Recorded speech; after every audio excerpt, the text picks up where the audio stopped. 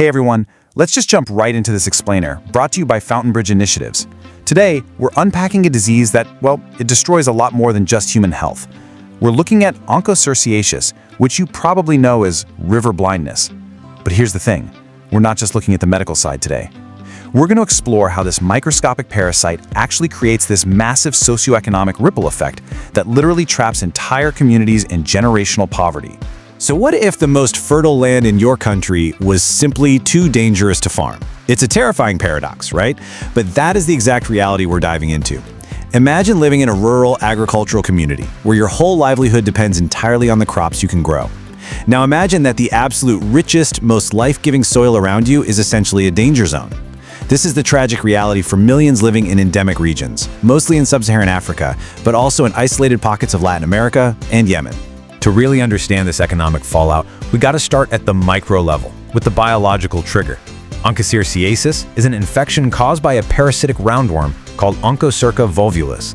But, this worm doesn't travel alone. It has a deadly chauffeur. It gets transmitted into the human body through the bite of infected female simulium blackflies. These flies act as the vector, just carrying the parasite from host to host. And here's how this brutal progression unfolds. How we go from a simple insect bite to a trap of generational poverty. First, a blackfly takes a blood meal and passes larvae into the human host. These larvae then migrate to subcutaneous tissue where they mature into adult worms. And that takes about 12 to 18 months. Then these adults mate and release literally hundreds of thousands of new microfilaria, basically baby worms, that migrate through the skin and the eyes. The severe symptoms actually kick in because your body launches this massive inflammatory immune response to these dying baby worms. The inevitable result is just devastating. The physical toll becomes so immense that victims simply lose the ability to work, farm, and provide for their families. Section 1. The hidden social stigma. Now, the physical manifestations, these highly visible physical changes actually become the catalyst for severe social isolation. The microfilaria cause this intense, maddening itching. And over time, chronic inflammation literally scars the eyes, turning the cornea opaque and causing permanent blindness. But it also scars the skin. Victims develop localized depigmentation that's known as leopard skin, intense thickening called elephant skin, and these fibrous, really painful nodules right under the skin where the adult worms live. These visible deformities mark the individual, leading to acute social ostracization. Research notes, detrimental effects on marriage age and breastfeeding. And that really captures a cruel reality here. For women in these communities, the intense itching and visible skin changes actively destroy their marriage prospects and alter their maternal roles, which completely cuts off their economic security.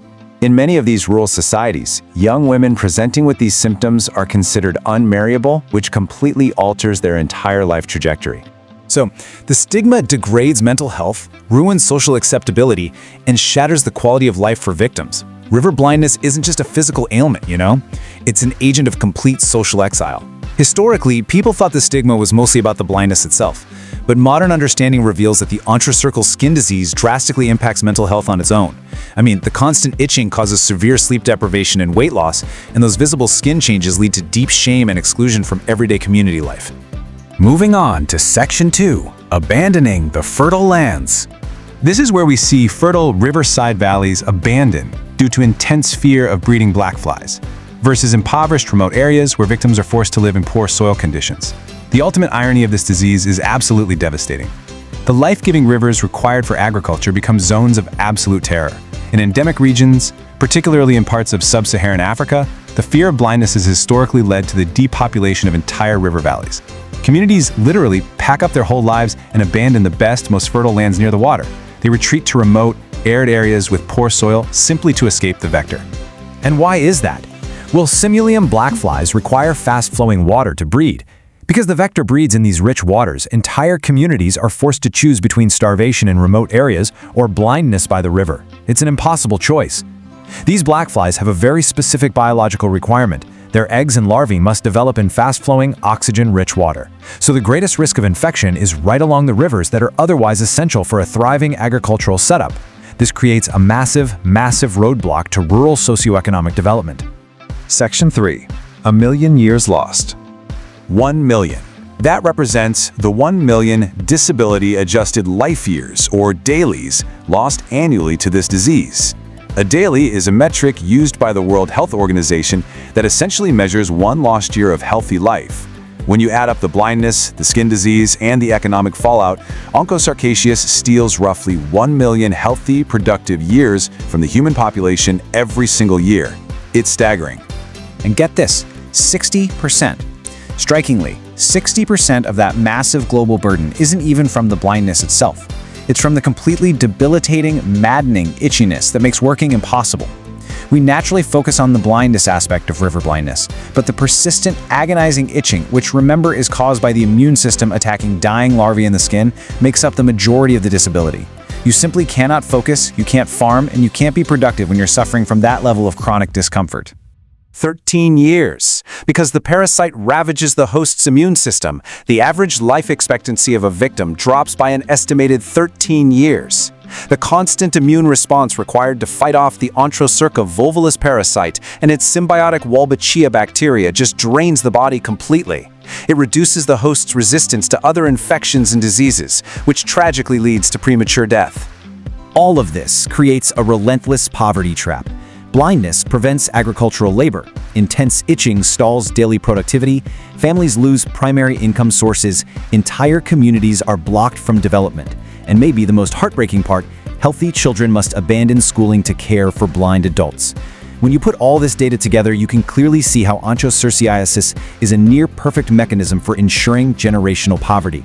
Adults lose their vision and their ability to earn a living. The most fertile land is abandoned. But pulling kids out of school to become literal human guides, holding the other end of a stick to lead their blind elders, means their education stops. The poverty trap is cemented. Section 4. Breaking the poverty trap. The good news is, mass drug administration of ivermectin, often known as Mectizan, stops larvae release, halting transmission and relieving severe symptoms.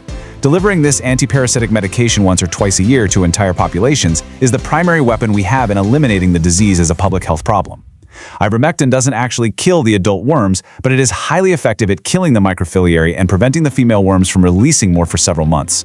So this halts the progression of blindness, it relieves that agonizing itching, and importantly, it stops the blackflies from picking up the parasite and transmitting it to others. In 2025, Togo administered the 5 billionth treatment of donated Mectizan. 5 billion! That milestone represents decades of unprecedented public-private partnerships working tirelessly to suppress transmission. Programs like the Onchocerciasis Control Program and mass drug administration efforts led by the WHO, the Carter Center, and local communities rely on a vast network of community distributors. By consistently delivering this medication year after year, the adult worms eventually just die off naturally without reproducing. We're seeing real elimination milestones verified by the WHO. Colombia in 2013, Ecuador in 2014, Mexico in 2015, Guatemala in 2016, and Niger in 2025. These nations prove that through sustained community-based interventions, the total elimination of this disease is absolutely achievable. In the Americas, 4 countries have been officially verified by the WHO as entirely free of onchocerciasis transmission. And in a monumental achievement for the African continent, Niger was verified to have eliminated the disease in 2025. That shows us that even in regions where the disease has been highly endemic, victory is 100% possible. But as Dr. Chukwuemeka Makata notes, blackflies are not limited by borders. Eliminating the final transmission zones requires intense cross-border collaboration because, well, the vector respects no map. You can clear the disease in one country, sure, but if the fast-flowing rivers cross into a neighboring country that still has active infections, those blackflies will simply fly back across the border and reinfect the population. So the final push requires coordinated regional surveillance and treatment, down to the absolute most isolated, remote communities. So, as we stand on the cusp of global elimination, will we muster the political will to fund the final push for health equity? I want you to really think about what a world without river blindness looks like. It's a world where fertile valleys are reclaimed for agriculture, where women don't face social exile for a skin condition, and where kids go to school instead of acting as guides for the blind. Getting there requires embedding these elimination efforts into long-term health plans, protecting them from shifting funding. Thank you so much for joining me on this explainer today, and watch out for more series on this as we explore challenges in our world together.